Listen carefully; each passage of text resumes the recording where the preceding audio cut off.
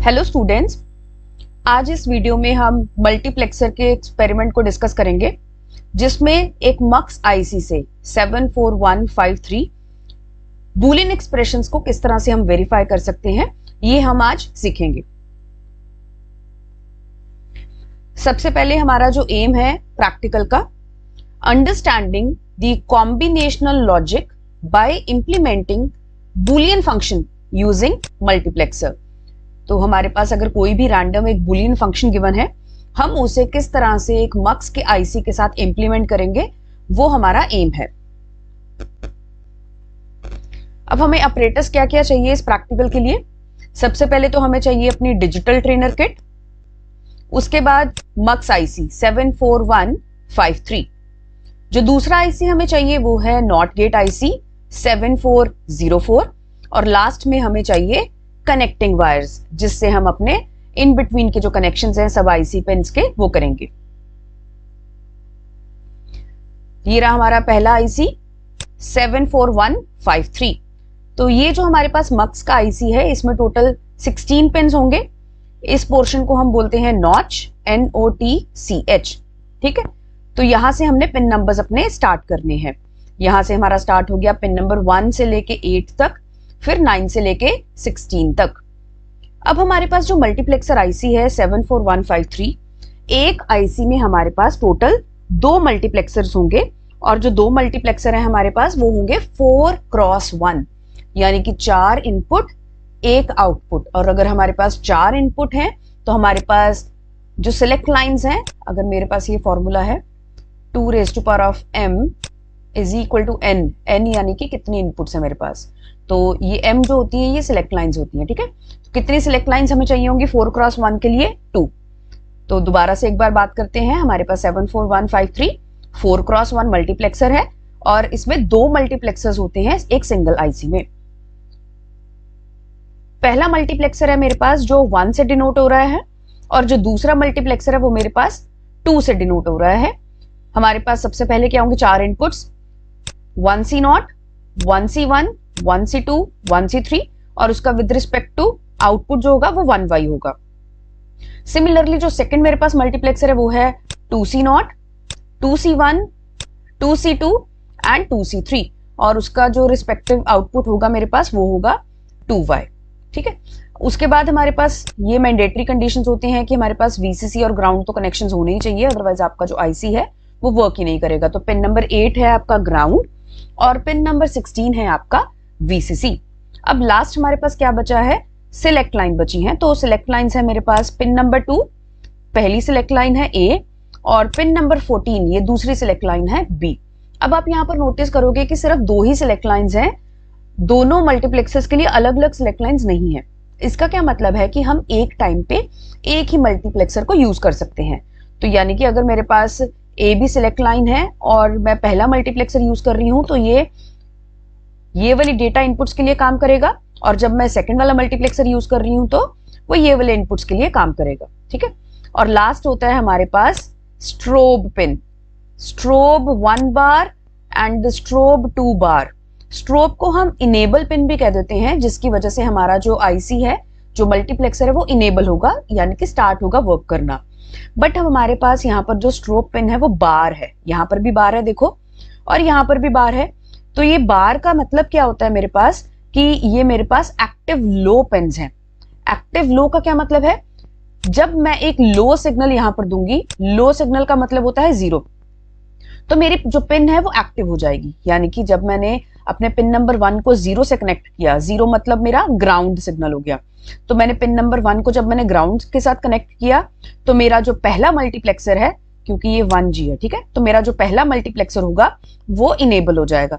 Similarly अगर मैंने pin number 15 को ग्राउंड से कनेक्ट कर दिया, तो मेरा जो सेकंड मल्टीप्लेक्सर है ये 2C0, 2C1 वाला, तो ये एक्टिव हो जाएगा, इनेबल हो जाएगा। ठीक है, तो हमने बस यहाँ पर ये चीज इंपॉर्टेंट याद रखनी है कि मेरी पिन नंबर 1 और पिन नंबर 15 जो है वो एक्टिव लो पिन्स है।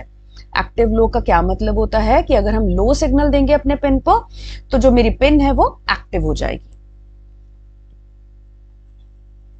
ये रहा मेरा सेकंड आईसी जो कि है नॉट गेट, और नॉट गेट का हमारे पास आईसी नंबर होता है 7404। अब एक नॉट गेट के आईसी में हमारे पास टोटल 6 नॉट गेट्स होते हैं, और सेकेंडली हमारे पास जो नॉट गेट का आईसी होता है वो होता है 14 पिन आईसी। 14 पिन होने की वजह से अब मेरे पास पिन नंबर 7 और जो पिन नंबर 14 है ये दोनों मेरे पास बनेंगे ग्राउंड और वीसीसी। इसके अलावा 1 input 2 output, 3 input 4 output, 5 input 6 output. Similarly ये मेरे पास जो ऊपर वाले कनेक्शंस हैं ये भी कंप्लीट हो जाएंगे। ठीक है, तो ये है हमारे पास 7404 जो कि है हमारा सेकेंड आईसी रिक्वायरमेंट।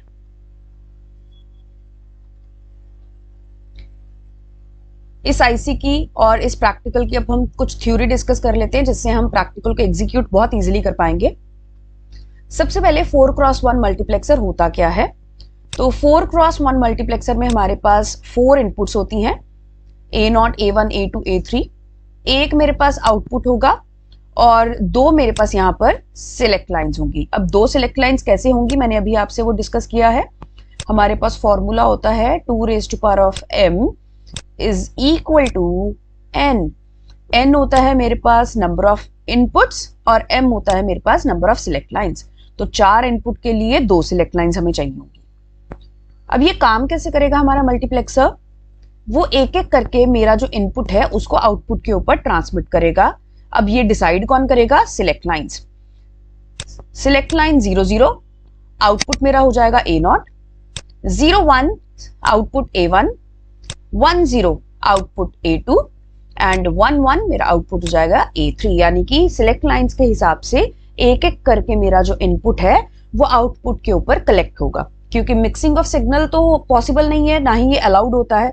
हमें एक एक सिग्नल ही चाहिए, तो एक एक करके मेरा जो सिग्नल है वो हम ट्रांसमिट कर सकते हैं with the help of multiplexer. ये होता है मेरा 4x1 मल्टीप्लेक्सर। तो आउटपुट y ये हमारे पास होगा। सबसे पहले तो ये बुलियन एक्सप्रेशन हम लिख कैसे सकते हैं? With the help of truth table जो मैंने अभी आपको शो किया है। मैं एक बार दोबारा आपको ट्रूथ टेबल दिखा देती हूँ। देखो, तो A0 कब आएगा? जब S1 भी 0 है, S0 भी 0 है। तो हम ये जो सिग्नल का इक्वेशन है वो SOP सम ऑफ प्रोडक्ट में लिख रहे हैं। S1 बार S0 बार A0 प्लस S1 बार S0। अकेला S0 मैंने क्यों बोला? क्योंकि इसकी वैल्यू 1 है। A1 प्लस S1 S0 बार A2, लास्ट होगा हमारे पास प्लस S1 S0 A3। तो आप ट्रूथ टेबल से इसका बुलियन एक्सप्रेशन जो है वो आप लिख सकते हो। देखो, ये सेम ही बुलियन एक्सप्रेशन है जो मैंने अभी आपके साथ डिस्कस किया। ये हो गया मेरा 0 0 A0, 0 1 A1, 1 0 A2 and 1 1 A3। और इन सब के बीच में प्लस आएगा क्योंकि हमारी जो इक्वेशन है वो है SOP में।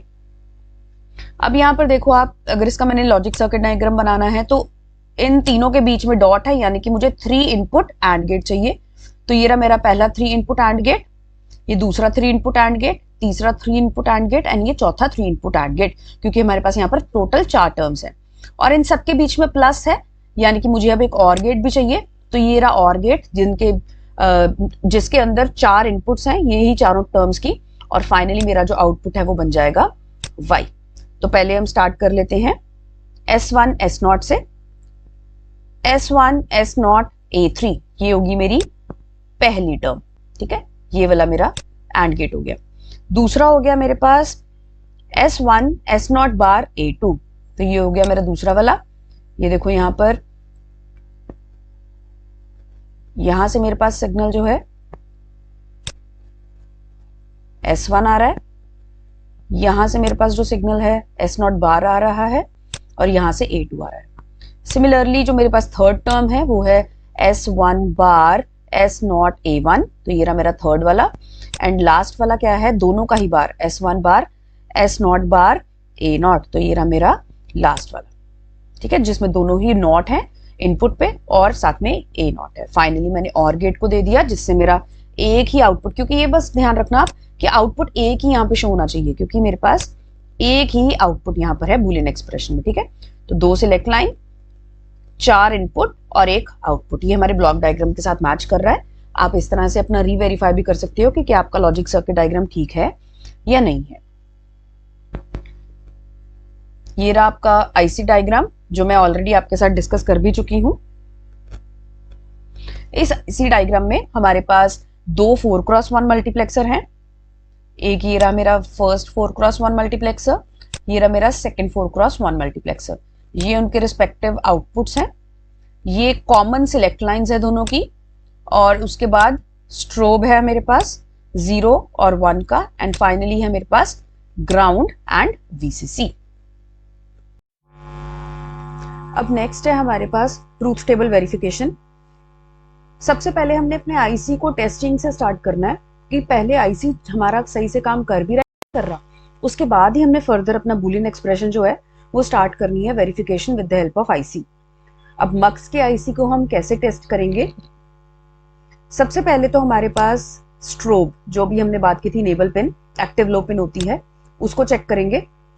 अगर तो मेरे पास मेरी इनेबल पिन जो है वो 1 है, कुछ फर्क नहीं पड़ता है सिलेक्ट लाइन क्या है, एक्स एक्स यहाँ पर देखो मैंने डोंट केयर टर्म लिखा है, यानी कि कुछ भी हो कुछ फर्क नहीं पड़ेगा, C0 C1 C2 C3 कुछ भी हो कुछ फर्क नहीं पड़ेगा, मेरा आउटपुट हमेशा ही 0 रहेगा, क्योंकि मेरा जो इनेबल पिन है वो एक्टिव लो पिन है। अगर मेरा जो इनेबल पिन है वो लो होगा तभी मेरा जो मक्स है वो काम करेगा, अदरवाइज नहीं करेगा। ठीक है, तो यहाँ पर जब मेरा इनेबल पिन 1 है तो मेरा आउटपुट हमेशा ही 0 रहेगा, कुछ फर्क नहीं पड़ता है ये सिलेक्ट लाइंस और इनपुट्स की क्या वैल्यू है।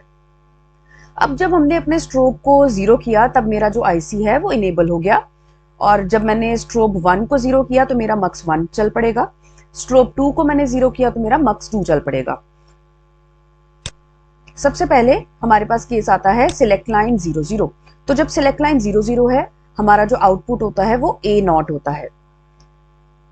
आईसी के केस में हमने A0 को C0 लिखा हुआ है, यानी कि C0 मेरा आउटपुट होगा। बट डिजिटल ट्रेनर किट में हम C0 को कैसे देखेंगे? हमारे पास कोई ना कोई सिग्नल की वैल्यू होनी चाहिए, यानी कि अगर मेरा 0 0 पे C0 0 है तो आउटपुट 0 आएगा, C0 1 है तो आउटपुट 1 आएगा।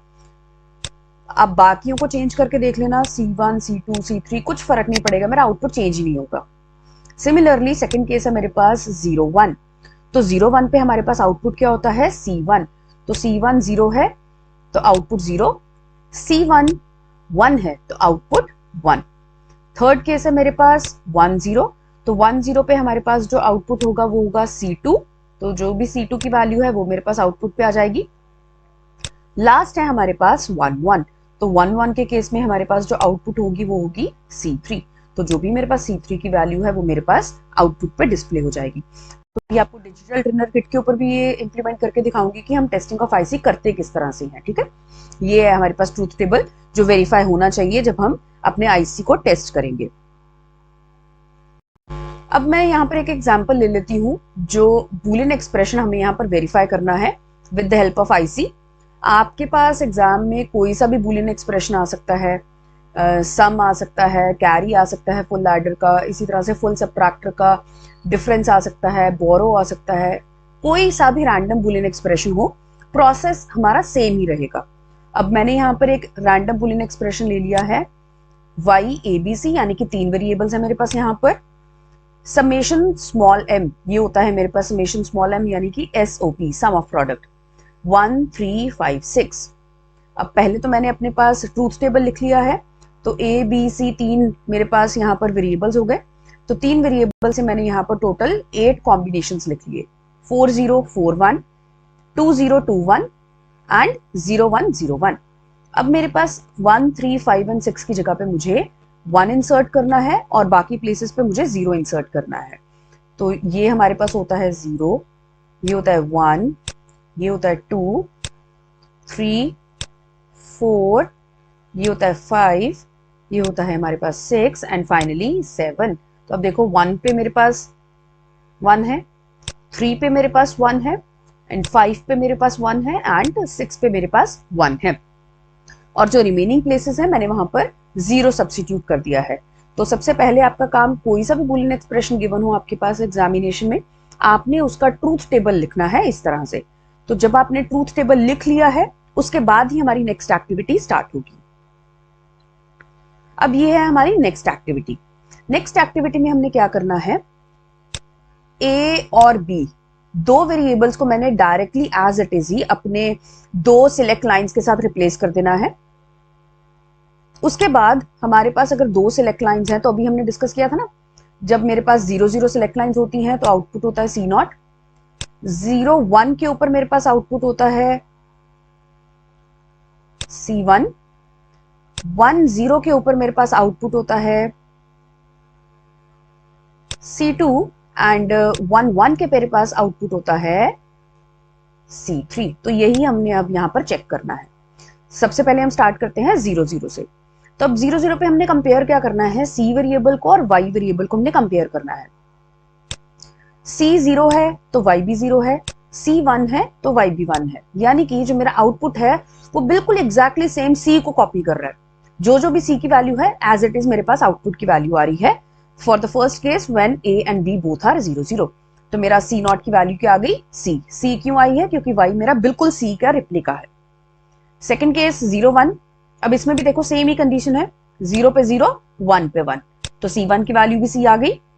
थर्ड केस क्या है, 0 पे 0 1 पे 1, ये भी बिल्कुल सेम केस है, एग्जैक्टली सेम, तो C2 की वैल्यू भी मेरे पास C आ गई। और जो लास्ट केस है, अब देखो यहां पर थोड़ा सा चेंज है, जब मेरे पास C 0 है तो आउटपुट 1 बन रहा है। सिमिलरली जब मेरे पास C 1 है तो आउटपुट 0 बन रहा है, यानी कि मेरा जो आउटपुट है वो इन्वर्ट हो रहा है C से। अगर C 0 था तो मेरा आउटपुट 1 हो गया, C 1 था तो आउटपुट 0 हो गया। इन केस को हम बोलते हैं C बार। ठीक है, तो हमारे पास C3 की वैल्यू क्या हो जाएगी, C बार। एक एग्जांपल ले लेती हूँ मैं आपके साथ, अगर दोनों ही 0 होते तो मेरे पास आउटपुट क्या होता, कांस्टेंट 0 आउटपुट होता, यानी कि ग्राउंड। अगर मेरे पास दोनों ही यहाँ पर 1 होते तो उस केस में मेरे पास आउटपुट क्या होता, VCC। ठीक है, तो ऐसा कोई भी केस हमारे पास नहीं यहाँ पर आइडेंटिफाई हुआ है जहां पर दोनों ही आउटपुट 0 हो या दोनों ही आउटपुट 1 हो, तो इसलिए हमारे पास आंसर्स आ रहे हैं C एंड C बार। तो ये हो गए हमारे पास C0, C1, C2, C3 की वैल्यूज की कैलकुलेशन। तो हमारे पास स्टेप नंबर 2 हमेशा ही ये होगा, डिपेंडिंग अपॉन आपके पास क्या बूलियन एक्सप्रेशन गिवन है और क्या ट्रूथ टेबल आएगा, आपको C0, C1, C2, C3 की वैल्यूज को कैलकुलेट करना है इस मेथड से। नेक्स्ट है हमारे पास अब कनेक्शंस, और कनेक्शंस हमारे पास बहुत इजी है। यहाँ पर मैंने सिर्फ C0, C1, C2, C3 की जो वैल्यूज अभी आइडेंटिफाई की हैं उनको कनेक्शंस करना है। तो सबसे पहला मेरा क्या कनेक्शन होगा, ए को मैंने ए के साथ लगा दिया यानी कि पिन नंबर 2 से, बी को मैंने बी के साथ लगा दिया यानी कि पिन नंबर 14 के साथ। अब हमारे पास होता क्या है, 3 इनपुट थे मेरे पास ट्रूथ टेबल में ABC, और एक आउटपुट था मेरे पास जो कि है Y। तो ये मेरे पास आउटपुट हो जाएगा Y। ठीक है, जो मैंने डिजिटल रनर किट के ऊपर डिस्प्ले करवाना है। तो मेरे क्या कनेक्शंस बने, ए को ए के साथ लगा दिया, बी को बी के साथ लगा दिया। अब हमारे पास C की वैल्यू देखो, C0, C1, C2 तीनों ही C है, तो यानी कि मैंने C को क्या दे दिया, पहले तो पिन नंबर 4 के ऊपर जो कि है C2, फिर पिन नंबर 4 को 5 के साथ शॉर्ट कर दिया, वो भी C1 भी मेरा C बन गया। 5 को मैंने 6 के साथ शॉर्ट कर दिया तो वो भी मेरा C बन गया, C0 भी C बन गया। तो C0, C1, C2 तीनों ही मेरे C बन गए। अब मुझे पिन नंबर 3 यानी कि C3 के ऊपर C बार चाहिए। बार मतलब मेरे को नॉट गेट यहाँ पर यूज करना पड़ेगा। तो मैंने क्या किया, पिन नंबर 6 को यहाँ पिन नंबर 1 के साथ शॉर्ट कर दिया नॉट गेट के, यहाँ पर C आ गया। आप चाहो तो पिन नंबर 3 पिन नंबर 4 या पिन नंबर 5 इन दोनों में से भी किसी को ले सकते हो, क्योंकि 4, 5 एंड 6 ये तीनों ही पिन्स मेरी C है, तो आप कहीं से भी अपना सिग्नल जो है वो ड्रैग कर सकते हो। ये मैंने ले लिया यहाँ पर पिन नंबर 1 को C, तो पिन नंबर 2 मेरा क्या बन जाएगा अब C बार, क्योंकि ये नॉट गेट का IC है। तो मैंने अब C बार को यहाँ से वापस लेके पिन नंबर 3 के ऊपर कनेक्ट कर दिया जो कि है मेरा C3, क्योंकि C3 की वैल्यू हमने कैलकुलेट की थी C बार। A भी कनेक्ट हो गए, C0, C1, C2, C3 connect हो गए। 8 को ग्राउंड के साथ लगाएंगे आप, 16 को VCC के साथ लगाएंगे, एंड पिन नंबर 1 इसको भूलना नहीं है आपने, इसको भी ग्राउंड के साथ कनेक्ट करना है, क्योंकि अगर इसको आप 0 यानी कि ग्राउंड के साथ कनेक्ट करोगे तभी आपका फर्स्ट मल्टीप्लेक्सर काम करेगा। एंड फाइनली पिन नंबर 7 जो होगा वो आपका होगा output Y। But for that हमारे पास यहाँ पर भी पिन नंबर 14 जो है वो VCC के साथ कनेक्ट होगा, और जो पिन नंबर 7 है वो ग्राउंड के साथ कनेक्ट होगा, तो इसको भी आपने भूलना नहीं है। अब नेक्स्ट मैं आपको डिजिटल रनर किट के ऊपर ये सारे कनेक्शंस करके दिखाने लगी हूँ। सबसे पहले हम अपने ऑपरेटर्स के साथ स्टार्ट करते हैं। ऑपरेटर्स में हमें चाहिए डिजिटल ट्रेनर किट और उसके अलावा हमें चाहिए 2 आईसी। फर्स्ट आईसी है हमारे पास 74153 जो कि है 4:1 मल्टीप्लेक्सर। सेकंड है हमारे पास 7404 जो कि है हमारा नॉट गेट। अब हम टेस्टिंग के साथ स्टार्ट करते हैं। टेस्टिंग ऑफ आईसी में सबसे पहले मैंने ले लिया है 74153 जो कि है हमारे पास 4:1 मल्टीप्लेक्सर। अब एक सिंगल आईसी में हमारे पास 2 मल्टीप्लेक्सर होते हैं। एक को डिनोट किया जाता है 1 के साथ, जैसे 1Y, 1C0 से 1C3 इस तरह से, और जो सेकंड मल्टीप्लेक्सर है हमारा उसको डिनोट किया जाता है 2 के साथ, जैसे कि 2Y, 2C0 से 2C3। अब इसके अलावा हमारे पास होती है सिलेक्ट लाइंस जो कि है पिन नंबर 2 और पिन नंबर 14। ये दो सिलेक्ट लाइन जो है ये कॉमन सिलेक्ट लाइन है मल्टीप्लेक्सर 1 और मल्टीप्लेक्सर 2 दोनों की ही। हमें एक ही मल्टीप्लेक्सर चाहिए, तो मैं फर्स्ट मल्टीप्लेक्सर से अब टेस्टिंग स्टार्ट करने लगी हूं। उसके लिए सबसे पहले तो आपको चाहिए पिन नंबर 2 और पिन नंबर 14, इन दोनों को हमें सिलेक्ट लाइन कनेक्ट करना है जो कि हमारी इनपुट सिग्नल होती है। तो चलो अब स्टार्ट करते हैं। सबसे पहले मैंने ले लिया पिन नंबर 2 को, तो ये मेरी पिन नंबर 2 1 2। तो 2 को मैंने यहां पर एक इनपुट दे दिया जिसको मैं सिलेक्ट लाइन की तरह यूज करूंगी।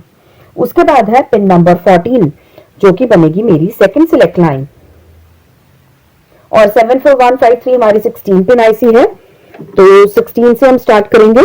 16, 15 एंड 14। तो ये मैंने 14 को ले लिया अपनी सेकंड सिलेक्ट लाइन। तो ए और बी मेरे बने यहाँ पर 2 सिलेक्ट लाइंस। ये दो तो हो गए हमारे इनपुट्स। इसके अलावा C0, C1, C2, C3 ये 4 भी मेरे इनपुट सिग्नल्स ही हैं।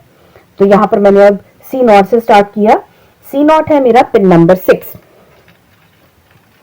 तो ये मैंने C0 से स्टार्ट कर दिया। पिन नंबर 6, ये हमारे पास 16 पिन है, तो 8, 7 एंड 6। 6 बना मेरा C0। उसके बाद 5 बना C1, ये रहा 5, ये बना मेरा C1। 4 बना मेरा C2,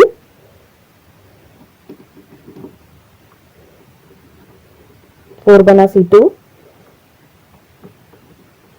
एंड 3 बना हमारा C1।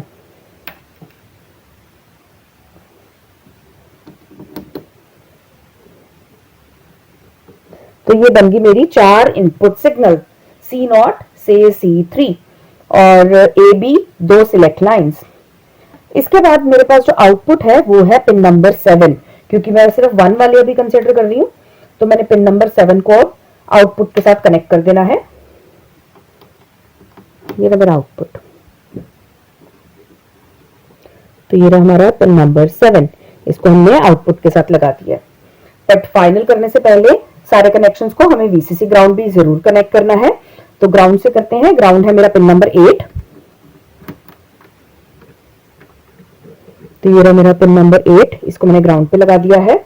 और मेरा पिन नंबर 16 जो है वो है वीसीसी, तो ये मैंने वीसीसी को कनेक्ट कर दिया यहां पर।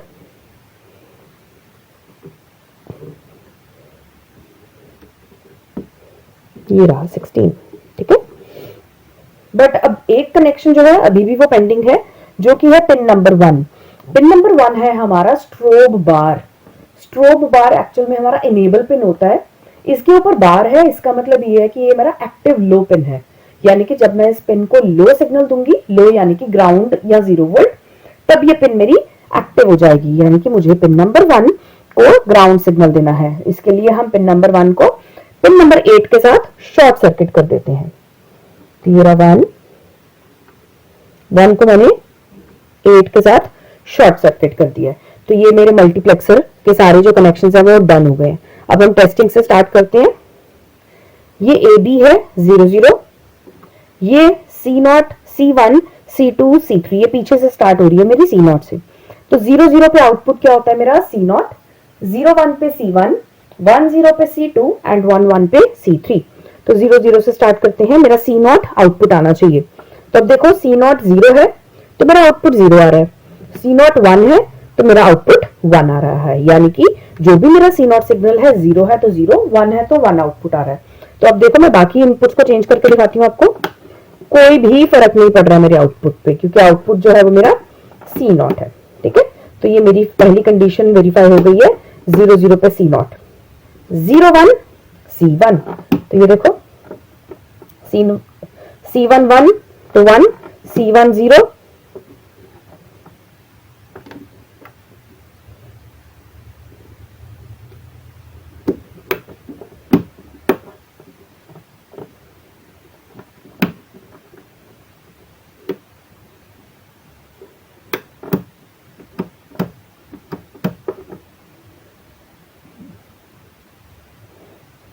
अब हमारी सेकंड कंडीशन आ गई है। सेकंड कंडीशन है मेरे पास 0 1। तो 0 1 पे मेरे पास जो आउटपुट है वो क्या आनी चाहिए, C1। तो अब देखो C1 0 है तो आउटपुट 0, C1 1 है तो आउटपुट 1, यानी कि 0 1 पे जो मेरी आउटपुट है दैट इज C1। अब हम 1 0 पे जाते हैं, 1 0।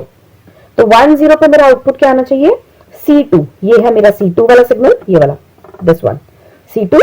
अब C2 0 है तो आउटपुट 0, C2 1 है तो आउटपुट 1। तो यानी कि 1 0 पे मेरा जो आउटपुट है दैट इज C2। एंड जो लास्ट है मेरे पास 1 1, 1 1 पे C3 हमारा आउटपुट बनेगा। अब देखो C3 0 था तो वो 0 हो गया। अब मैं C3 को 1 करके दिखाती हूँ आपको, तो मेरा आउटपुट जो है वो 1 हो गया, यानी कि मेरा जो मल्टीप्लेक्सर का आईसी है उसमें जो मैंने पहला मल्टीप्लेक्सर टेस्ट किया है वो बिल्कुल सही से काम कर रहा है। तो testing of multiplexer IC has been done. But हमें एक आईसी और चाहिए यूज करने के लिए, जो कि है हमारा नॉट गेट। चलो अब इसको नॉट गेट को भी हम वेरीफाई कर लेते हैं। मुझे एक ही नॉट गेट चाहिए, तो मैं एक ही नॉट गेट को यहां पर वेरीफाई कर देती हूँ। तो सबसे पहले तो हम वीसीसी एंड ग्राउंड लगा देते हैं। 7 ग्राउंड 14 वीसीसी। ठीक है, नॉट गेट में क्या होता है हमारे पास, 1 इनपुट 2 आउटपुट। तो एक ही इनपुट है एक ही आउटपुट है। चलो चेक कर लें। 1 इनपुट, आउटपुट हमने ऑलरेडी लगा रखा है यहाँ पे, 2 आउटपुट। और ट्रूथ टेबल क्या होता है हमारे पास नॉट गेट का, जो आउटपुट है वो हमारी इन्वर्ट हो जाएगी। तो इनपुट अगर 1 है तो आउटपुट 0, इनपुट 0 है तो आउटपुट 1। चलो चेक करते हैं हम। Input 1, output 0, correct. Second condition भी देख लेते हैं। 0 तो आउटपुट मेरा बन गया 1, यानी कि मेरा जो नॉट गेट है फर्स्ट वाला 1 इनपुट 2 आउटपुट वाला, वो बहुत अच्छे से काम कर रहा है बिना किसी प्रॉब्लम के। तो हम इसको यूज कर सकते हैं। तो हमारा जो टेस्टिंग ऑफ आईसी है दैट हैज बीन डन।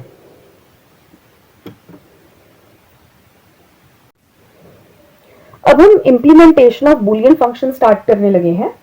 इसके लिए मैंने एसओपी लिया है 1 3 5 एंड 6।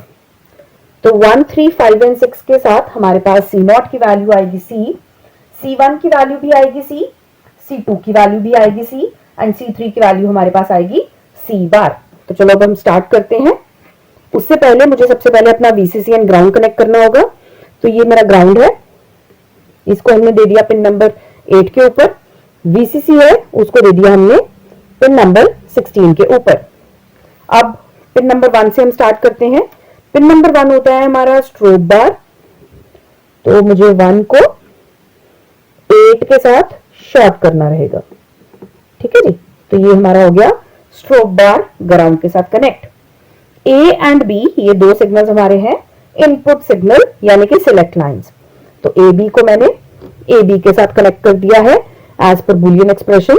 तो A है मेरा पिन नंबर 2 और सिग्नल B है मेरा पिन नंबर 14। तो ये 16 15 एंड 14। तो ये मेरे AB सिग्नल हो गए, स्ट्रोब सिग्नल हो गया, VCC ग्राउंड भी हो गया। ठीक है, अब हमारे पास बचे हैं, पहला तो बचा है मेरे पास आउटपुट सिग्नल। तो आउटपुट है मेरे पास पिन नंबर 7, 8, ये 7, आउटपुट भी हो गया मेरा। अब जो लास्ट और सबसे इंपॉर्टेंट है, the value of C0, C1, C2, C3। तो as per given Boolean expression हमारे पास C0, C1, C2 तीनों की वैल्यू ही C आ रही है। तो ये मैंने एक इनपुट सिग्नल लिया, थर्ड वेरिएबल C, तो मेरे पास C0, C1, C2 यानी कि पिन नंबर 4, 5 एंड 6 तीनों को ही मुझे सिग्नल C देना है। तो ये मैंने स्टार्ट किया 1, 2, 3, 4, ये 4 और 4 से मैंने 5 और 6 को शॉर्ट सर्किट कर देना है। ये देखो, पहले मैंने क्या किया, ये 4 से 5 को शॉर्ट कर दिया। तो आप चाहो तो 4 से 6 को शॉर्ट कर दो या 5 से 6 को शॉर्ट कर दो, मीनिंग एक ही रहेगा। तो ये मैंने क्या किया, 5 से 6 को शॉर्ट कर दिया है। ठीक है, ये क्या था हमारा 14 पिन, 16, 15 एंड 14। ठीक है, यहां तक हो गए हमारे connections C0, C1 and C2 के। अब जो लास्ट कनेक्शन है बचा मेरा वो है C3 का कनेक्शन, बट जो C3 की वैल्यू है दैट इज C बार। उसके लिए क्या करना है, मुझे सिग्नल C लेना है, चाहे तो मैं वो पिन नंबर 6 से ले लूं, 5 से ले लूं या 4 से ले लूं, कहीं से भी ले लूं। मैंने क्या किया, पिन नंबर 6 से लिया और उसको दे दिया नॉट गेट के पिन नंबर 1 के ऊपर। तो अब देखो, ये मैंने इसको पिन नंबर 1 के ऊपर दे दिया है, ये वाला सिग्नल। ठीक है, अब मेरे पास पिन नंबर 1 क्या हो गया, C। तो पिन नंबर 2 मेरे पास ऑटोमेटिकली क्या हो जाएगा, C बार। तो मुझे पिन नंबर 2 जो है उसको 74153 के पिन नंबर 3 यानी कि C3 के साथ शॉर्ट सर्किट करना है। 1, 2 एंड 3। तो ये मेरे पास लास्ट कनेक्शन भी डन हो गया है। अब बचा क्या है, VCC ग्राउंड, जिसको बिल्कुल भी किसी ने नहीं भूलना है VCC ग्राउंड को। VCC के लिए मुझे यहाँ पर 16 से 14 को शॉर्ट करना है एंड ग्राउंड के लिए मुझे 8, 74153 के, ये रहा मेरा सिग्नल 8, उसको मुझे 7404 के 7 के साथ शॉर्ट सर्किट करना है। तो ये हो गए हमारे अब कनेक्शन। अब हम अपनी वेरिफिकेशन से स्टार्ट करते हैं कि क्या हमारा ट्रूथ टेबल वेरीफाई हो भी रहा है या नहीं। Starting with 0 0 0 0 0 0। तो 0 0 0 पे हमारे पास आउटपुट क्या आ रहा है, 0, that is correct. Next is 0 0 1। तो 0 0 1 पे हमारे पास आउटपुट आ रहा है 1, दैट इज करेक्ट। नेक्स्ट है मेरे पास 0 1 0। तो 0 1 0 इस पे आउटपुट आ रहा है 0, दैट इज करेक्ट। थर्ड है हमारे पास 0 1 1। तो देखो 0 1 1 आउटपुट आ रहा है मेरे पास 1, तो ये कंडीशन भी हमारे पास ठीक हो गई 0 1 1 की। नेक्स्ट है हमारे पास 1 0 0 1 0 0। तो 1 0 0 पे आउटपुट क्या आ रही है मेरे पास 0, ये कनेक्शन भी मेरा ठीक हो गया। नेक्स्ट केस है मेरे पास 1 0 1। तो 1 0 1, तो 1 0 1 पे हमारे पास आउटपुट आ रहा है 1, दैट इज करेक्ट। उसके बाद है हमारे पास 1 1 0। तो 1 1 0 करके भी देख लेते हैं, 1 1 0, उस पे भी हमारे पास आउटपुट आ रहा है 1, तो ये भी कंडीशन हमारी ठीक है। और जो लास्ट केस है मेरे पास 1 1 1 1 1 1 पे मेरे पास आउटपुट आ रहा है 0, तो ये लास्ट की जो कंडीशन है हमारी वो भी ट्रू हो गई है। तो हेंस हमारा जो बूलियन एक्सप्रेशन है वो हमने मल्टीप्लेक्सर के आईसी से वेरीफाई कर लिया है। Thank you so much students.